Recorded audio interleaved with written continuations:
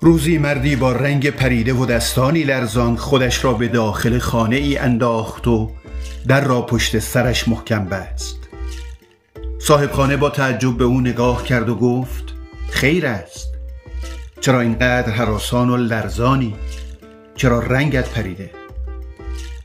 مرد بیچاره نفس زنان گفت: پادشاه می‌خواهد به شکار برود. سربازانش خرهای مردم را می‌گیرند تا بار سفر بر آنها بگذارند. من هم یک خر چالاک دارم، برای همین فرار کردم. صاحب خانه لبخندی زد و گفت: عجب، اما تو که خر نیستی، برای چه اینقدر می‌ترسی؟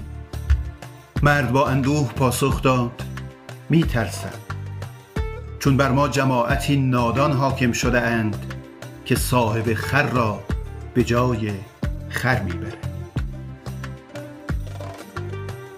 آن یکی در خانه ای در میگریخت، زرد رو و لب کبود و رنگ ریخت.